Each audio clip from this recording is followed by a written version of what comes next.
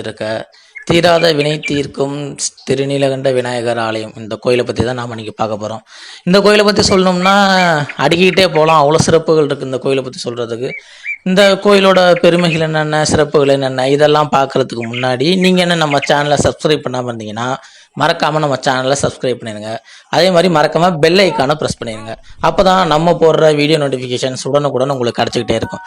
வாங்க இப்போ வீடியோக்குள்ளே போகலாம். பேராவூரணி நீலாண்ட விநாயகர் கோயில். இந்த கோயில் பேராவூரணி பேருந்து நிலையத்துக்கு பக்கத்திலே இருக்குது. புதிய பேருந்து நிலையத்தில் நீங்கள் இறங்குனீங்கன்னா அங்கேருந்து பார்த்தாலே கோயில் தெரியும் உங்களுக்கு. அந்தளவுக்கு ரொம்ப பக்கத்திலே இருக்குது. தஞ்சையை தலைநகராக கொண்டு ஆட்சி செஞ்சுக்கிட்டு வந்த மராட்டிய அரசர்களில் துலஜா அப்படிங்கிறவரும் ஒரு அரசர். அவருடைய அமைச்சர் ஒரு தடவை அவருக்கு இருந்த தீராத நோய் தீரணுங்கிறதுக்காக வேண்டி வைத்தியம் பார்க்கறதுக்காக ஆவடையார் கோவிலுக்கு போகிறாரு. அப்படி அவர் பரிவாரங்களோட ஆவடியார்கள் போகும்போது பேராவூரணியை கிராஸ் பண்ணும்போது இந்த இடத்துல இருக்க இந்த விநாயகரை வணங்குறாரு. இந்த நீலகண்ட விநாயகரோட அருளால் அவருக்கு இருந்த அந்த தீராத நோய் குணமாகுது. இந்த பெருமையை அவர் அரசர்கிட்ட சொல்கிறாரு. அதுக்கப்புறமா அரசர் பார்த்து அவரும் வணங்கிட்டு அதுக்கப்புறமா இந்த விநாயகருக்கு இன்னுக்குள்ள ஒரு கோயில் எழுப்பி கொடுக்குறாங்க. கோயில் எழுப்பி கொடுக்கறதோடு இல்லாமல் கொஞ்சம் நிலங்களையும் இந்த கோயிலுக்கு தானமாக எழுதி வைக்கிறாரு. அதனால் எந்த வினைகள் இருந்தாலும் இங்கே இந்த நீலகண்ட விநாயகரை வணங்கி அருள் பெற்று சென்றால் அந்த வினைகள் தீரும் அப்படிங்கிறது நம்பிக்கை. தமிழ்நாட்டில் இருக்க மிகவும் பிரசித்தி பெற்ற பிள்ளையார் கோயில்களில் இந்த பிள்ளையார் கோயிலும் ஒன்று. இங்கே பார்த்தீங்கன்னா முகூர்த்த நாட்களில் ஏராளமான திருமணங்கள் இந்த கோயிலில் நடைபெறும். ஒரு நாளைக்கே எக்கச்சக்கமான திருமணங்கள் இங்கே நடக்கும்.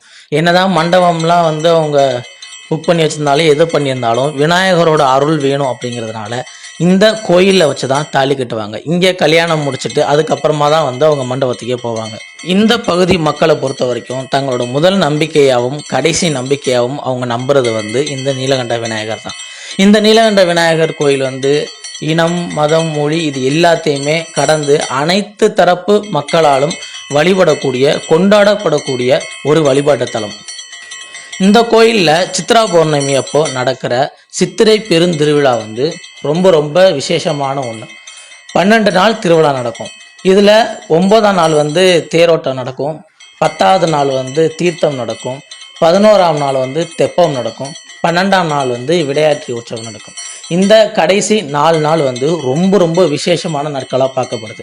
இதில் 9ஆம் நாளான அந்த தேரோட்டத்தன்னைக்கு காலையிலேருந்து சாயங்காலம் வரைக்கும் பக்தர்கள் காவடி எடுத்துகிட்டு வர்றது, பால் குடம் எடுத்துகிட்டு வர்றது, இந்த மாதிரியான நேர்த்தி கடன்கள்லாம் நடக்கும்.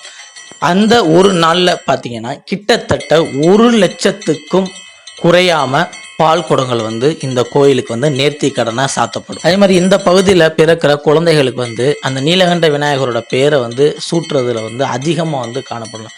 ஒரு தெருவில் போய் நீலகண்டன் அப்படின்னு நம்ம கூப்பிட்டோம்னா கிட்டத்தட்ட ஒரு 50-60 பேருக்கு அந்த பேர் இருக்கிறத நம்மளால் பார்க்க முடியும். அதே மாதிரி இந்த ஊர்லேருந்து வெளியூர்களில் போய் வர்த்தக ஸ்தாபனமோ ஒரு நிறுவனமோ வச்சுருக்கவங்க யாராக இருந்தாலும் அவங்களோட அந்த ஸ்தாபனத்தோடைய பேர் ஸ்ரீ நீவி அப்படின்னு சொல்லிட்டு தான் ஆரம்பிக்கும். இந்த தென் இந்தியாவில் எந்த இடத்துல ஸ்ரீ நீவி அப்படிங்கிற ஒரு போர்டை பார்த்தாலும் கண்ணை மூடிட்டு அது பேராவூரணி பகுதியை சேர்ந்த ஒருத்தருடைய ஸ்தாபனம் தான் அப்படிங்கிறத நம்ம சொல்லிட முடியும். இதுபோல் இந்த ஊரில் யார் என்ன செயல் செய்ய ஆரம்பித்தாலும் முதல்ல அவங்க ஆசை பெறுறது இந்த நீலகண்ட விநாயகர்கிட்ட தான். இந்த மாதிரி இந்த நீலகண்ட விநாயகர் அப்படிங்கிற இந்த கடவுள் இந்த பகுதி மக்களோட கருத்தியல்லையும் சரி, வாழ்வியல்லையும் சரி, சிந்தனையிலையும் சரி, எல்லாத்துலேயுமே அவங்களோட ஒன்றி இருக்கிறத நம்மளால் பார்க்க முடியும். இவைகளோட மட்டும் இல்லாமல் இன்னும் இந்த கோயிலோட சிறப்புகளை அடுக்கிக்கிட்டே போகலாம். அந்தளவுக்கு இந்த பகுதி மக்களுடைய வாழ்வியலில் இப்படிப்பட்ட இந்த கோயிலோட இந்த கடவுளோட ஒரு பங்களிப்புங்கிறது ரொம்ப அதிகமாகவே இருக்குன்னு நம்ம சொல்லலாம். நீங்கள் இது வரைக்கும் இந்த கோயிலை பார்த்ததில்லை அப்படின்னா ஒரு தடவை கட்டாயமாக போய் அந்த விநாயகரை தரிசனம் பண்ணிட்டு வாங்க. இந்த கோயில் பேராவூரணி நகரத்தோட மையத்தில் அமைஞ்சிருக்கிறது கூடுதல் சிறப்பு.